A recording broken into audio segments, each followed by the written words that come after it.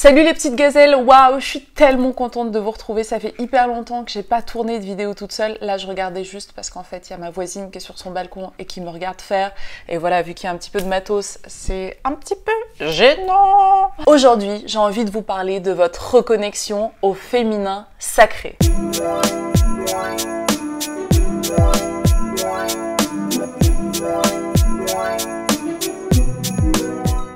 Alors c'est peut-être la première fois que vous entendez parler de ce concept, de ce qu'on appelle le féminin sacré. Qu'est-ce que c'est? Alors le féminin sacré, c'est ce besoin qu'on a toutes à un moment donné de se reconnecter à ce qu'on appelle notre source, à cette petite lumière intérieure, à ce qu'on a vraiment au fond de nous.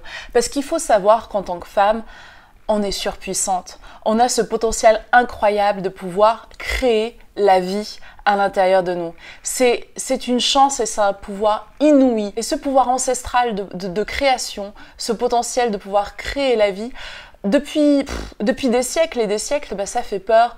Ça fait peur aux hommes. Et du coup, à travers ce qu'on appelle le patriarcat, cette espèce d'oligarchie masculine qui crée les dogmes, qui crée les lois, nous, aujourd'hui, en tant que femmes, on est quelque part totalement influencés par toutes ces strates, par l'éducation, la religion, la projection que nos propres mères peuvent avoir sur nous, que notre propre père peut avoir sur nous, que la société, que nos collègues, que nos amis, que voilà, tout ça nous submerge à un moment donné et du coup on s'éloigne de notre source, on s'éloigne de notre propre pouvoir en tant que femme et on ne s'écoute plus. Il y a une petite voix, on a toujours une intuition, on appelle ça l'intuition féminine, cette petite voix qui nous guide, qui nous souffle le chaud et le froid. Malheureusement, avec le temps, on a mis cette petite voix sous cloche, on l'a étouffée, on ne l'écoute plus. Et c'est ce qui fait que notre boussole intérieure, ce qui nous guide quelque part, c'est totalement déboussolé, c'est le cas de le dire. On n'a plus ces racines symboliques qui sortent de la plante de nos pieds et qui vont loin dans la terre.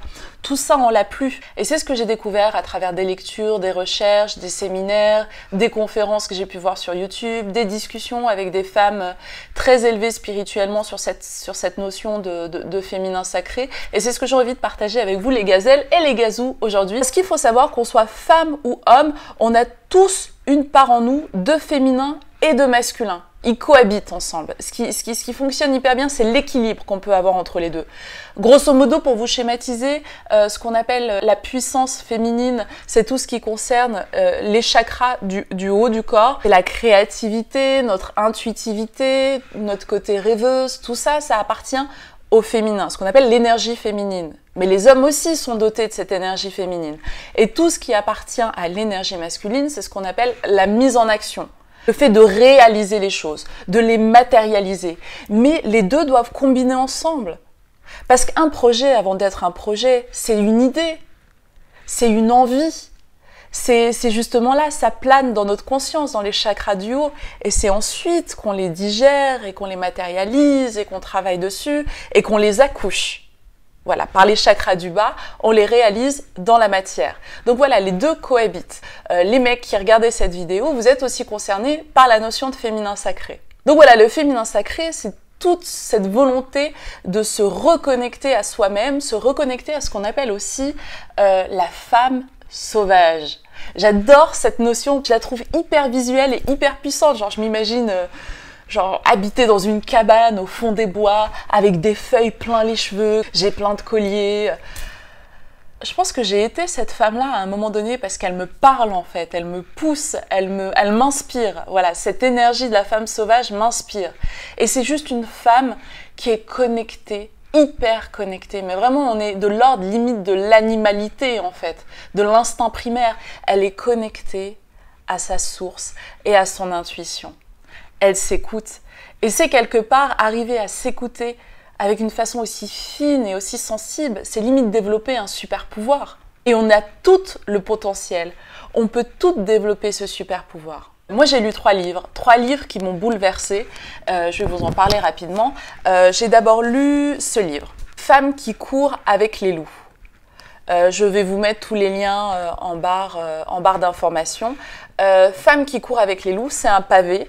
Il est assez dense, mais ce que j'ai beaucoup aimé, c'est qu'en fait, le sous-titre, c'est ça, Histoire et mythe de l'archétype de la femme sauvage. En fait, dans ce bouquin, vous allez retrouver plein de contes que vous connaissez tous, des contes parfois enfantins, mais qui ont plusieurs niveaux de lecture, comme Barbe Bleue, comme Le vilain petit canard. Ah oui, j'ai beaucoup aimé celle-ci, c'est Les souliers rouges. En fait, il y a plein de sous-textes dans tous ces contes, il y a plein de niveaux de lecture, c'est hyper intéressant. J'ai appris énormément de choses sur... Bon bah là, je tombe sur une page qui est stabilotée, donc je vais vous la lire. La femme sauvage a appris à faire la différence entre penser et sentir. Elle ne manque plus désormais de confiance en elle ou de force. Elle a reçu l'héritage des mères. Elle avance dans la vie d'un pas sûr de femme. Enfin voilà, c'est très puissant, hyper intéressant. Si vous voulez commencer voilà, à vous sensibiliser à cette question, prenez ce bouquin, Femme qui court avec les loups. Prenez le temps de le lire, de le déguster, de laisser les choses grandir en vous. C'est exceptionnel. Ensuite, l'été dernier, j'ai lu ce livre, Rêver l'obscur, de Starhawk. Le sous-titre, c'est Femmes, magie et politique. Hyper intéressant. J'ai découvert grâce à ce livre l'écoféminisme américaine. C'est hyper intéressant. Ce livre a été écrit en 1982, l'année de ma naissance. Je pense qu'il y a un petit signe. Et je vous le conseille vivement. En gros, dans ce bouquin, on apprend. On pense un peu différemment ce qu'on appelle les gros combats du féminisme de l'ère postmoderne en fait. C'est hyper intéressant. Par exemple, on découvre que la pilule contraceptive, avant d'être un outil qui a libéré les femmes, blabla, ça c'est la version un peu marketing et politique, c'était surtout pour faciliter la vie des hommes.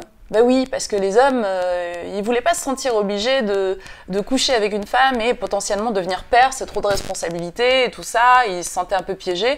Et ben du coup, la pilule contraceptive, c'était plutôt cool pour eux. Ça va vous enlever des œillères, ça va vous permettre de penser en dehors du cadre et voilà, d'avoir une réflexion un peu différente de ce qu'on appelle la réflexion mainstream de la plupart des gens.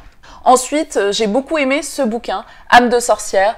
Donc oui, je sais que le terme sorcière peut faire flipper. Mais quand vous aurez lu Rêver l'obscur, vous allez voir, vous allez comprendre que la diabolisation de ce terme, en fait, vient du patriarcat, vient des hommes. Les sorcières ancestrales, c'était qui? C'était quoi? C'était juste des femmes connectées avec la nature. C'est justement des femmes qui avaient su entretenir un lien très puissant avec leur femme sauvage, avec leur intuition. Et du coup, ça leur donnait un pouvoir différent. Voilà. Et c'est ce qu'on a appelé la magie. La magie, c'est quoi? C'est la capacité à pouvoir mentaliser les choses et les créer dans la matière. Mais juste le fait de pouvoir tomber enceinte et de faire un enfant, c'est un acte de magie pure. Toutes les femmes sont des magiciennes, donc quelque part, toutes les femmes sont des sorcières. Voilà, faut pas avoir peur de ce terme. Donc le troisième bouquin, c'est celui-là. Âme de sorcière, ou la magie du féminin. Alors là, c'est exceptionnel parce qu'en fait, vous allez avoir accès à un panel complet, ce qui touche au pouvoir et au sacré du féminin.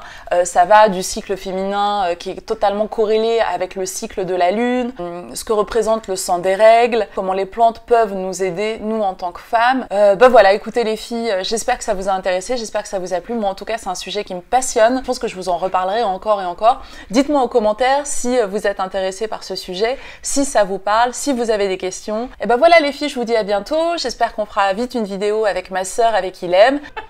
C'est toujours plus cool quand on est toutes les deux quand même. Voilà, je vous fais un gros bisou et je vous dis à bientôt.